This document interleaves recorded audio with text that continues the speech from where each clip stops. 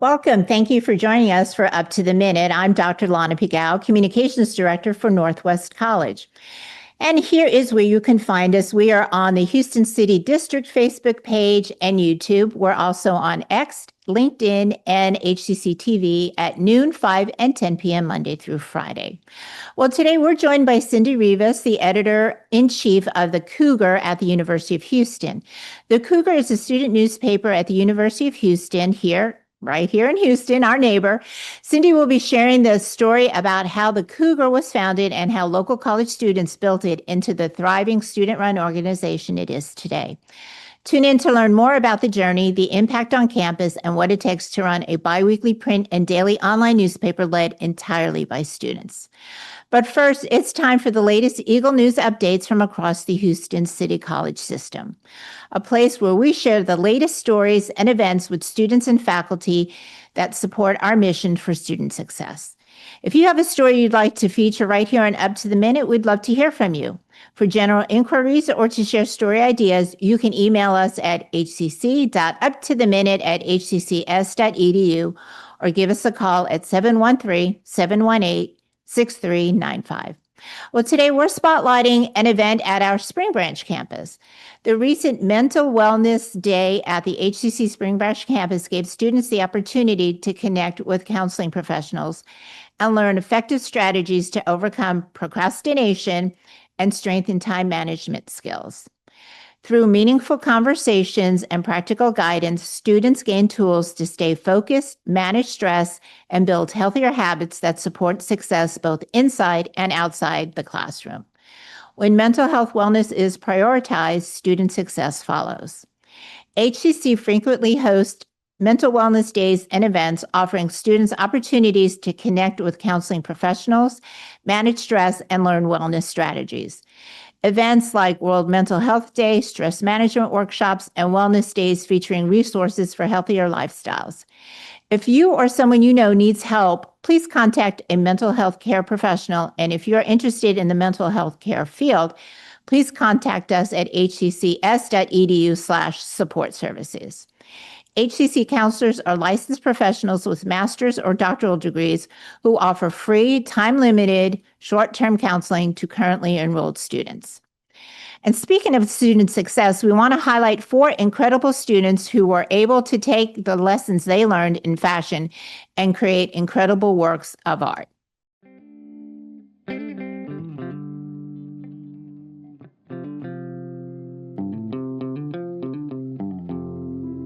I feel like it benefited me because it allowed me the space to build confidence in my work, to step out of my wheelhouse and see what I can come up with. And also, again, to see how I can take it from student to designer and feel good and confident about my work. I like the idea of wearable storytelling. When a bride walks down the aisle, you always get that audible gasp. And I like the idea of someone stepping into a garment and coming home with themselves and sort of expressing themselves in the best way that they can. The artwork that inspired my piece was the self-portrait with thorn necklace and hummingbird. I wanted to be able to take the hummingbird that was in the painting that was lifeless and wanted to give it some vitality, to sort of build some resilience within Frida and take her away from the pain that was in this painting. To go from the artwork into the design itself took some time. I had to kind of absorb the painting for what it was and sort of understand what it meant. And then going to the design process, the wings alone took about 3 days to do.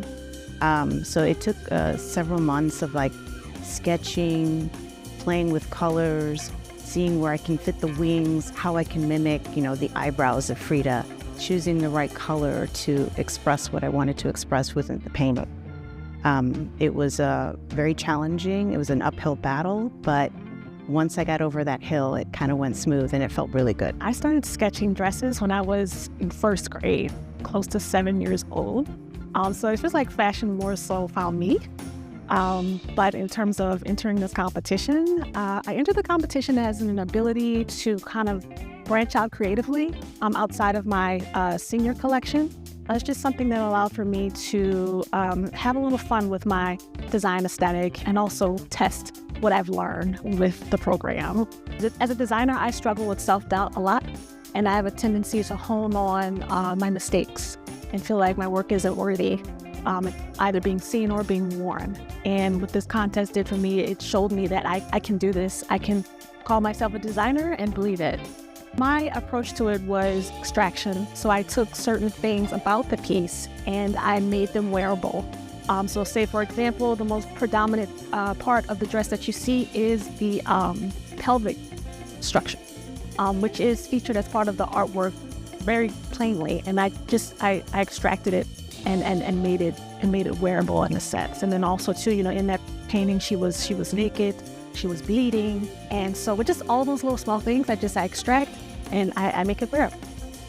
I actually got into fashion about 3 years ago, and at the time, I wanted to make clothes for my partner, and I really wasn't into fashion. I just wanted to make clothes for him out of love, and that prompted me to started learning on YouTube, eventually getting into the fashion program at HCC, and I think just meeting a lot of people, professors, students, really got me more into fashion. And I think the part of fashion that I really like is the engineering and really just the design process of making the clothes and making it come to life. One of the things that really caught my attention was, I can play around with the sleeves and make it look heavy, and also try to combine that with a male suit. All in all, it's very unconventional, but it took me about a week to put together this outfit, mostly because the fabric that I needed isn't in Texas. It's actually from New York. So shipping came in late, and so I had to pull a lot of all-nighters to really put this outfit together. My love for fashion started at a very young age. I remember during summer breaks when my sister and I would take old garments that are meant for the trash. Then we would transform them into tiny dresses for dolls. I remember that we got creative with flip-flops to make tiny slippers and sandals using elastic as the straps for the dolls. And as I grew older, my love for fashion grew. And at some point, I seek clarity from God to know if that's my path, and I got directions. And here I am, fully immersed in the world of fashion. But most importantly, it's the life story of Frida itself, because it's filled with a lot of emotions, pain, struggles, resilience, and that was what inspired me, that made me also wanted to bring our pains into our emotions into my design. So why I decided to participate in this competition? Because it was my art piece was a painting of Frida, which is on the border between USA and Mexico. So you can see the little fragment from this art piece here on my sketch. So what Frida is very special figure in the art world. She is a very interesting person, and she always, I got this idea to show this Frida's quality, to combine different styles and even some details from different genders fashion. So you have classic lines of men's suit, and at the same time you have flowing organza skirt and mariachi costumes, some embellishment.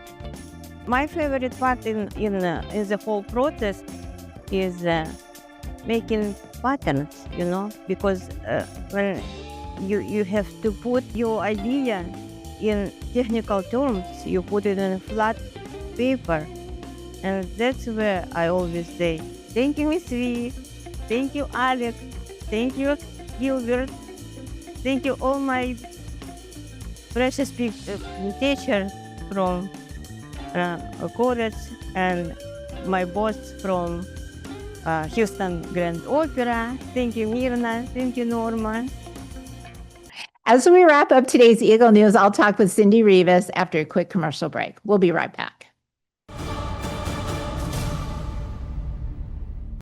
For over 50 years, HCC has been here for you. Affordable, accessible, focused on your success. This is your college, growing, evolving, expanding with you. More bachelor's degrees, stronger workforce training, online learning with global reach. A new name, the same mission, bigger vision. Houston City College, local focus, global reach. Register now at hccs.edu. Our individual voices are powerful, but not everything has a voice. Let us be a voice to the voiceless. It's time to speak up for nature. Poison Help is a free 24/7 hotline that answers all of your poison questions in over 100 languages. Hello? Poison Help? Hello? When poison happens, we're here for you. Just call Poison Help, 1-800-222-1222. Moving on to our guest, Cindy Rivas. She's the editor-in-chief of the Cougar at the University of Houston. Welcome to the show, Cindy. Hi, thank you for having me. Absolutely. Well, for anyone who might be hearing about it for the first time, what is the Cougar all about and what makes it different from other campus organizations? So the Cougar is the student-run newspaper at the University of Houston. We are entirely student-run, student-led, from our photography, from all our articles, our graphics, video, social media. Everything is done by students. We also deliver our newspaper ourselves every 2 weeks. So we go around in our golf carts and we go around throwing the newspapers in the newsstands. So we try and attend every student government meeting, any events that are happening on campus. We're usually there because we essentially want to, bridge that gap between students and let them know what's happening on campus. I like to call ourselves the voice of the students, because we essentially are the eyes, ears, everything on what's happening, and we want to make sure that we're documenting the day-to-day life of students, faculty, and staff at the university. Well, let me ask you this, Cindy. So it's all student-led. Do you all run it like a newspaper where you sit down, you have editorial meetings, you kind of pitch ideas to each other? How does that all work? So it's honestly exactly that, because we meet every Friday. We all meet in the big table in the Center for Student Media. We talk about what's happening that week. We talk about, okay, you're going to write that story.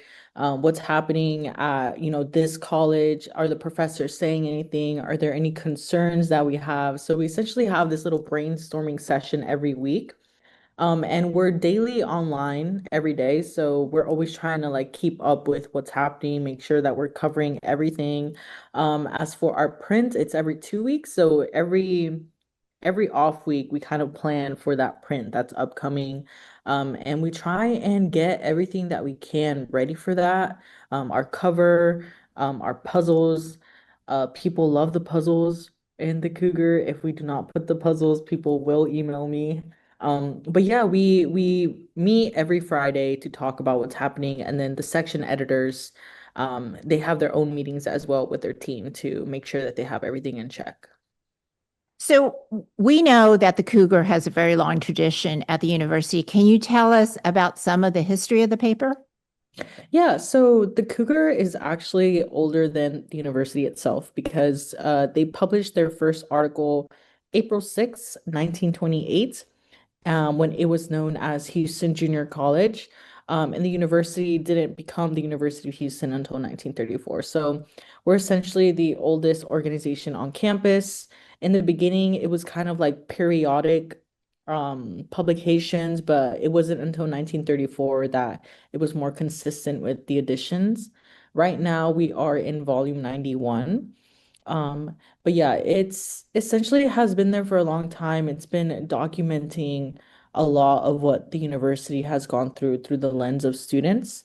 The library has a large collection of the archives, and we also have in our newsrooms, I think the oldest one we have is probably from the late 1930s, where it's just basically like a super big book with the older newspapers that we had during that time. So we like doing a lot of articles called From the Archives, where we just look back and see what was going on during that time to kind of, see like, hey, this is what we were doing in the 1930s, 40s, 50s, 60s, and all of that. Oh, that's fun. Yeah, I used to tell my journalism students that what your job really is recording history. And Mhm. you just proved it right there, that Yeah. that's really what we do. What opportunities are available to students who want to write for the paper? Do they need prior experience? So the number one thing about the Cougar is that you need no experience at all. You can be any major. If you have the passion for it, if you're willing to learn and put in the work, we will accept anybody. So we have a lot of sections. So we have news, opinion, life and art, sports, we have graphic design, photography, social media. And so essentially we ask people, hey, what are you interested in? Like, are you more on the writing side? Do you want to take photos? Do you want to do graphics? And from then on, they just essentially meet up with the section editor, and the section editor does a little introduction of, what's needed to get started, teaching us the correct channels, teaching them about AP style. The number one thing that I like to tell people is that you won't learn unless you do it. You're never going to be like 100% sure, so you just have to kind of like throw you out there, you come back, and then we kind of like walk you through like, okay, this is what you should have done. This is what where you made a mistake. This is what you did good. So it's definitely learning as you do, because I feel like in journalism, yes, the classroom is helpful, but actually going out there, talking to people, interviewing people, that's where you actually learn. Well, you're both a student and a student leader. Is it difficult to balance your student life and student leader role? I would say it was difficult in the beginning, um, especially because the University of Houston is like a commuter campus, so you kind of like you don't really have a place to stay. But I feel like for me, I was able to balance it well because I I really loved what I do, and I really had a passion for it, and I really wanted to help and teach people and teach students what journalism is and what they can get from it. So sacrifices did have to get made, sometimes I would have to like come home late, but it would be worth it because I loved what I was doing. And I would communicate with people, obviously tell them like, hey, I can't do this, or yes, I can do that, or could you sit in for this meeting for me, and stuff like that. So it's really, really about communicating with people and loving what you do and being passionate about it. I love that there's a resurgence of journalism, that students are looking to become journalists again. I think that's really important. But what exactly does your role of as editor in chief do for the student run paper? Why are you there? Yeah. So as editor in chief, my role is essentially to make sure that everybody is on track. And I have this open door policy where you can either come into my office literally for whatever, you can text me, whatever. Essentially, if there is, an article that, a section editor is like, hey, I don't really know how to make this better. I feel like it's missing something. I bring everybody into the room and we talk about it. We work through it. So I really like to have that in person, face to face, like talking to the journalists and the student journalists, and kind of just teach them um what I know, because I feel like with the Cougar, I know what I know because of the previous editor-in-chiefs. I am as, confident and, experienced as I am because the previous editor-in-chiefs took the time to teach me what they knew. And so I really want to pass that down to the newer generation of journalists, because I feel like that's what it's all about, like building a community of student journalists who want to learn, who have a purpose in wanting to be a voice for society. And I feel like it's my role and my job to keep that going, to pass down what I know and then hopefully inspire the next editor in chief of the Cougar to take on that role. Right. Well, what have been some of your highlights since you've been with the newspaper? I have so many. It's actually my last month this month, and I've been here for 5 years. So I would say that it's definitely the smaller things, being in the office, laughing, going over stories, doing newspaper delivery at like 6 in the morning with everybody, blasting music. It's also, maybe like traveling, going to the conferences, together, learning, living, teaching each other what we know, and just creating this community. Because yes, it's an organization with a role and a job, but at the end of the day, I really am grateful for the people I've met and the friends I've made along the way. Well, in your time as a member of the organization and as a writer, what have you gotten out of being a member of the newspaper? I have definitely gotten lifelong friends and a lot of experience that has helped me to be where I am today. I am forever thankful for not only the advisors, but also, as I said before, the previous editor-in-chief, the staff members. I feel like it really brought up my confidence because as a freshman, I'm a first generation college student. I knew nothing at all about college or anything. So the Cougar really helped me find a place to call home and kind of a group of people that I could rely on and spend the best 5 years of my life in. Well, Cindy, what's next for you after this? What are you looking forward to doing? So right now I am currently working with the Houston Chronicle. So I'm hoping on focusing more on that. And I'm also doing my master's in public history. I have 1 year left, so I am also looking forward to finishing that. But at the end, I really do want to be a professor to Great. teach students about what I know. So do you enjoy the news writing or feature writing? What's your favorite? I would say that's hard. I want to say maybe the opinion section, because that's where I started. Yeah, I started as an opinion writer. Oh, that's great. Well, thank you, Cindy Rivas. We'll have your paper's information in our post after the show. Thank you so much. You bet. And coming up after a quick commercial break, I'll return with some announcements.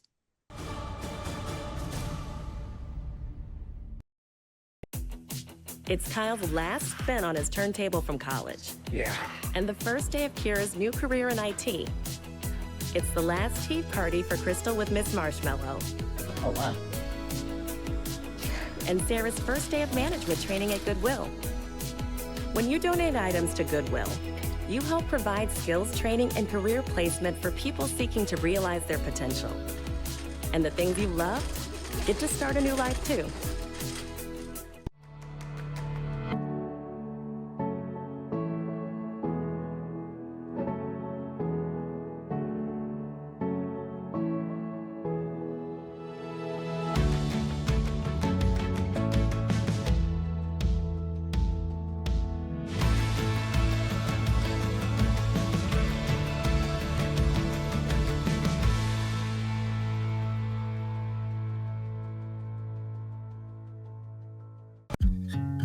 When faced with complex challenges, there are people who come together to solve problems and transform lives. That's us. We are Rotary. We work with community partners to build green spaces for all to connect with nature and each other. We support local youth through mentorship and literacy programs. We're committed to causes that improve lives everywhere. Find your cause and take action with us. Why be at the forefront of childhood cancer research? At St. Jude, we do it because every innovation we make is a moment we give to children with cancer everywhere. But we can't do it without you. Help St. Jude give children with cancer more moments. Moments that can last a lifetime. When a child is fighting a critical illness, one truth touches us all. Every child deserves a childhood.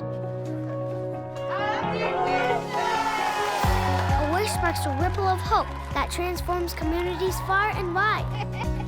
And when we grant wishes together, we create a movement of kindness, strength, and unity. Become a wish maker today and be part of a journey that truly changes lives.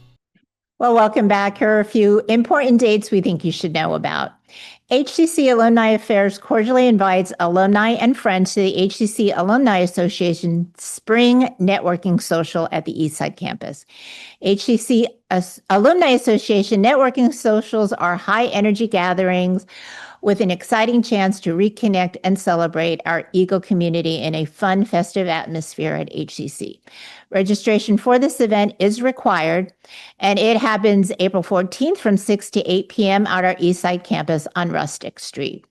Well, Houston City College Coleman Campus Honors Program presents Crossed Senses, Synesthesia, a unique experience designed to explore the fascinating blending of the senses, where sound, color, taste, and touch intersect in unexpected and creative ways. Through interactive activities and engaging demonstrations, you will gain insight into how perception can transcend traditional boundaries and inspire innovation, creativity, and deeper understanding. And that's April 17th from 11 a.m. to 2:30 p.m. at the Central Campus Learning Hub, room 100. The Youth and Teen Symposium at the HCC West Loop campus is an event designed for youth, teens, and their parents or guardians to explore real-world career paths and resources that help them prepare for higher education and the workforce.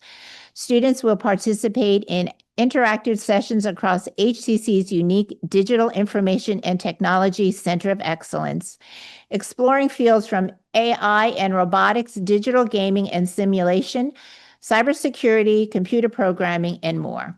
And that's happening April 18th from 9 a.m. to 1 p.m. at HCC's West Loop campus. And join us for a powerful morning of community celebration and workforce impact as part of National Apprenticeship Week, a nationwide event that highlights the value of registered apprenticeship in strengthening America's economy and expanding career pathways. National Apprenticeship Week is a national celebration convened by the U.S. Department of Labor where employers, apprentices, industry leaders, educators, workforce partners, and government agencies come together to showcase the success and value of apprenticeship programs in developing a highly skilled, diverse workforce. And join Chancellor Dr. Margaret Ford Fisher and Houston City College leadership for an engaging discussion about the future of HCC and the opportunities ahead for our students, staff, and community. This is an opportunity to ask questions and get real answers, engage in meaningful dialogue, and have open discussions with policymakers and partners in an informal setting. And this one's happening April 28th at 2 p.m. at our Northwest Alief Hayes campus at the West Houston Institute. Don't forget to register for summer registration, so go get your classes now. Well, that's our show. Thank you for joining us for Up to the Minute. We'll see you next time.